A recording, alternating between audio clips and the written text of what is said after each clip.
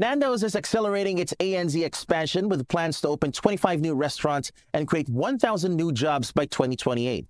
Joining us to unpack the company's major growth plans is Scott Hamilton from Nando's ANZ.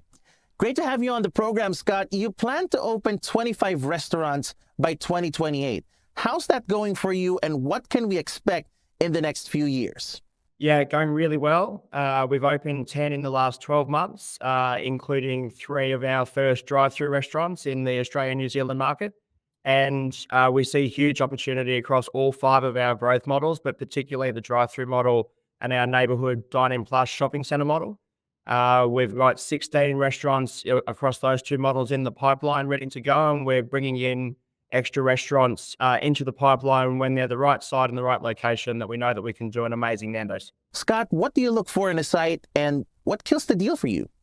What do we look for? We've actually been working with some external companies, geotech, gap maps for a number of years. So we've got a really clear idea of what the sweet spot is for a Nando's restaurant from a demographic point of view, age, ethnicity, income level, and also from a site characteristic point of view, the location, access, parking, visibility, all of these things come together to give us the best site. And we really make sure that we're quite precise in all of those elements lining up to make sure that we can deliver a great Nando's now, but well into the future.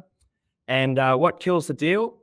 In a very competitive market, it's when there becomes a bidding war and the commercials just get a bit out of hand. And so we know that we've got a great proposition when we deliver a great partnership with our landlords. If the rent gets out of hand, we're happy to walk away from a deal and work on the next one that we know can work for both parties. When multiple operators want the same site as you, what happens? Well, I think the way that the market's evolving here in the food space, I think landlords and developers increasingly become very clear in terms of what they're looking for in terms of the offer or the tenancy mix.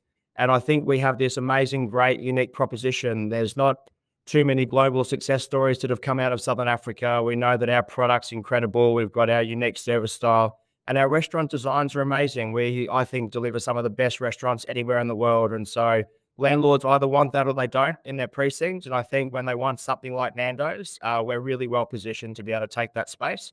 Actually, we're probably more often working with other complementary brands, whether it be a gourmet burger or a gourmet Mexican, to go to a developer and say, hey, here's 3 complementary brands that can fill a whole precinct or a whole development for you, and working together to get the best outcome for everybody. And Scott, what is the one piece of advice you would give a brand about to sign their next lease, and how can they stay competitive in a market where demographics are changing? Make sure that the site is right. Property decisions are long-term decisions, and you need to make sure that you can make the restaurant or the retail outlet work today and then well into the future. And sometimes being in a site that's 2 or 3 doors down from the right site isn't the right site. And so be patient. Everybody wants to grow. Everybody wants to bring their amazing product to market, but you really need to make sure that that site is totally right because it's a long-term decision. Great chat there, and thank you so much for sharing your thoughts, Scott. Thank you very much. That was Scott Hamilton, Chief Development Officer for Nando's Australia and New Zealand. For more news, visit qsrmedia.com.au.